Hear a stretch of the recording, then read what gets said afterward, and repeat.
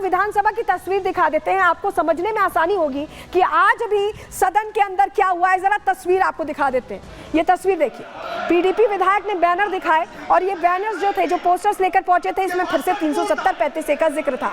और उसके बाद देखिए बीजेपी ने बैनर का विरोध किया। तस्वीर हम आपको दिखा रहे हैं, तस्वीर इसलिए दिखा रहे हैं जिससे आप सिलसिलेवार तरीके से पूरी कहानी समझ सकें। विधानसभा में हंगामा हुआ, बैनर दिखाए गए और उसके बाद अगली तस्वीर आपको दिखाते हैं। अगली तस्वीर देखिए, खुर्शीद अहमद शेख जो कल पोस्टर बैनर लेकर पहुंचे थे, उनको लेकर धक्का मुक्की शुरू हो गई। ये देखिए कैसे धक्का मुक्की हो रही है, जिसको जो मिल रहा है वो चला रहा है, लात घूसे चल रहे हैं। ऐसा लग रहा है कि सारा जो चुनाव का गुस्सा था वो यहाँ उतार दिया गया। तस्वीर आपको फिर से दिखा रहे हैं। और इसके बाद क्या होता है, इसके बाद क्या होता है, पीडीपी के खिलाफ जमकर नारेबाजी होती है। तस्वीर देख रहे हैं आप, जोरदार नारेबाजी होती है, हंगामा शुरू हो जाता है क्योंकि पीडीपी ही प्रस्ताव लाकर चर्चा की बात कर रही थी। बीजेपी विधायकों ने नारेबाजी की है। जब ये घटनाक्रम तेज होने लगा, जब हो हंगामा बढ़ता गया, ऐसा लगा कि माननीय अपना होश हवास खोकर यहाँ सदन के अंदर लात घूसे चला रहे हैं। तो उसके बाद क्या होता है, अगली तस्वीर देखिए, अगली तस्वीर दिखाइए। अगली तस्वीर आपके सामने रख रहे हैं जहां मार्शल्स को मोर्चा संभालना पड़ता है क्योंकि माननीय किसी के समझने में नहीं आ रहे थे।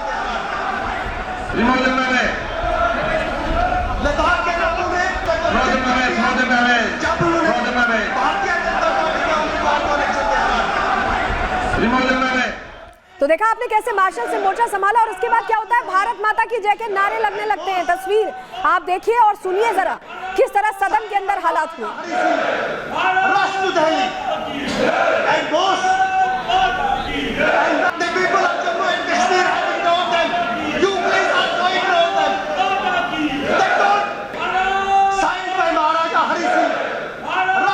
पहले भारत माता की जय के नारे लगे, 370 को लेकर जिस तरह से विवाद हो, हंगामा चल रहा था। उसके बाद जो बीजेपी विधायक है वो टेबल पर चढ़ गए। तस्वीर आप देखिए, टेबल पर चढ़ गए और हंगामा जारी रहा। तब भी 370 को लेकर हो हंगामा होता रहा और ऐसे में बेंच पर बीजेपी विधायक चढ़ते दिखाई दिए। तस्वीर आपको दिखा रहे हैं, जिसके बाद मार्शल्स ने देखिए मोर्चा संभाल लिया। तस्वीर आप देखिए, मार्शल्स ने मोर्चा संभाला और उसके बाद बीजेपी विधायकों को बाहर निकाला। बीजेपी विधायकों को बाहर निकाला गया, हो हंगामा होता लगातार दिखाई दिया। तो वहीं आपको ये बताएं कि सत्र तो लगातार चल रहा है, लेकिन इस बीच सत्र में जो जनता के पैसे से सदन की कार्रवाई हो रही है, उसमें जनता को लेकर या जनता से जुड़े मुद्दों पर या टारगेट किलिंग पर कोई चर्चा नहीं हो रही है। अलबत्ता उमर अब्दुल्ला माहौल देकर मुस्कुराते जरूर दिखाई दे रहे हैं। सवाल यही बना हुआ है। देखिए 6 तारीख को क्या हुआ आपको बताते हैं। धारा 370 को बहाल करने को लेकर प्रस्ताव लाया गया, विशेष दर्जे को बहाल करने का प्रस्ताव पेश किया गया, जबकि सभी जानते हैं, यहाँ तक कि ये प्रतिनिधि भी जानते हैं कि यहाँ पर प्रस्ताव पास करने से या पेश करने से कुछ भी नहीं होने वाला है। और बीजेपी ने लोगों को गुमराह करने का ऐसे में आरोप लगाया कि आप गुमराह कर रहे हैं, यहाँ से तो कुछ होने वाला नहीं है। निर्दलीय विधायक शेख खुर्शीद शब्बीर कुल्ले ने इनका समर्थन किया। जिस तरह से प्रस्ताव लाए थे विधायक खुर्शीद अहमद शेख ने बैनर लहराए। तस्वीर भी हम आपको यहाँ पर दिखा रहे हैं। धारा 370 की वापसी का बैनर लहराते रहे, जब तक लहराते रहे, जब तक हो हंगामा नहीं बढ़ गया। बीजेपी विधायकों ने बैनर छीन कर फाड़ नहीं दिया, जब तक हाथापाई नहीं हो गई तब तक यहाँ पर हो हंगामा होता रहा, वो बैनर लहराते रहे। मार्शल्स ने बीजेपी विधायकों को उस वक्त बाहर निकाला। वो 6 तारीख की बात थी। 7 तारीख को क्या हुआ देखिए, 7 तारीख को क्या होता है, मार्शल्स ने बीजेपी विधायक को बाहर निकाल दिया, हो हंगामा होता रहा। ये तस्वीर सामने आती रही, यहाँ तक कि कार्रवाई को स्थगित करना पड़ा। इस तरह के हालात बने और ये हालात बार बार बन रहे हैं। आप सोचिए, जिस सदन में बार बार 370 को लेकर प्रस्ताव लाया जा रहा है, पोस्टर बैनर लेकर पहुंचा जा रहा है, ये जानते हुए, बखूबी जानते हुए कि सदन के अंदर इन प्रस्तावों को लाने से कुछ भी होने वाला नहीं है, उसके बावजूद प्रस्ताव लाया जा रहा है। और बीजेपी इसीलिए कह रही है कि जनता को गुमराह किया जा रहा है, कोई चिंता नहीं है कि टारगेट किलिंग हो रही है। रिपोर्ट आपको दिखाते हैं।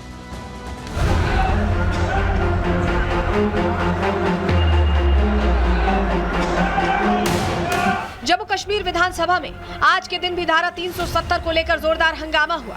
पक्ष विपक्ष की तरफ से जमकर नारेबाजी की गई। बीजेपी विधायकों ने विशेष दर्जे के प्रस्ताव का विरोध किया और पाकिस्तानी एजेंडा नहीं चलेगा जैसे नारे लगाए।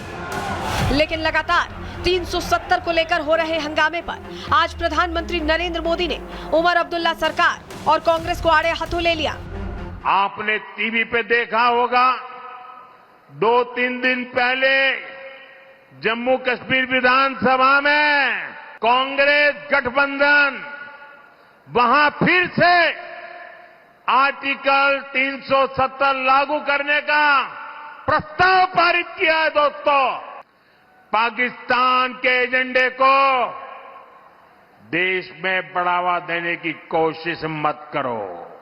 याद रखो, तुम्हारे ये मंसूबे कामयाब नहीं होंगे। वहीं देश के गृह मंत्री अमित शाह ने भी धारा 370 की बहाली के प्रस्ताव पर नेशनल कॉन्फ्रेंस और कांग्रेस पर जमकर निशाना साधा।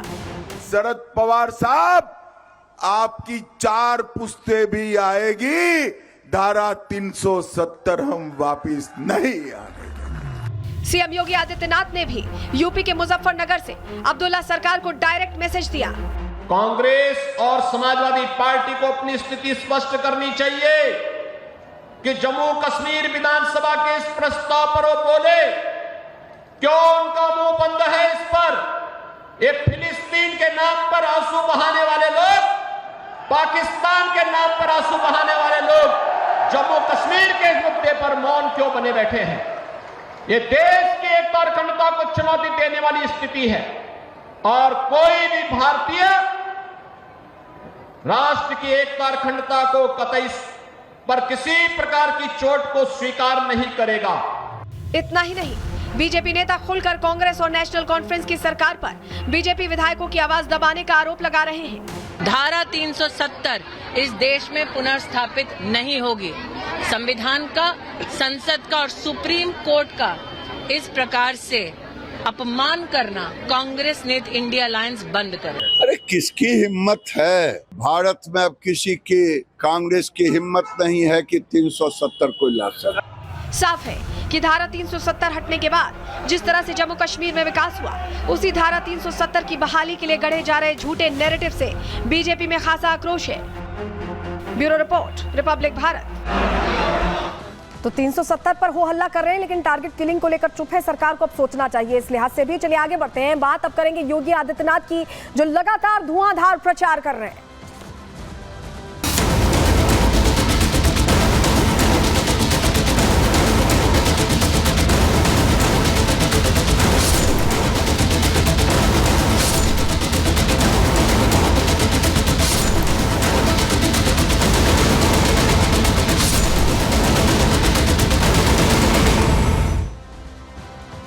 देखिए, उत्तर प्रदेश में उपचुनाव है, 9 सीटों को लेकर ये उपचुनाव है और मैदान में जब योगी पहुंच गए 3-3 सीटों पर प्रचार के लिए, तो कहीं ना कहीं विरोधी टेंशन में आ गए हैं। और बड़ी बात यहां पर योगी आदित्यनाथ ने ये कह दी है कि जो खटाखट का फॉर्मूला देते हैं, जनता उन्हें सफा चट करने के मूड में दिखाई दे रही है और योगी के पहुंचने का मतलब जीत की गारंटी है। और यही वजह है कि विरोधी अब सक पकाए हुए हैं। रिपोर्ट सबसे पहले आपको दिखा रहे हैं।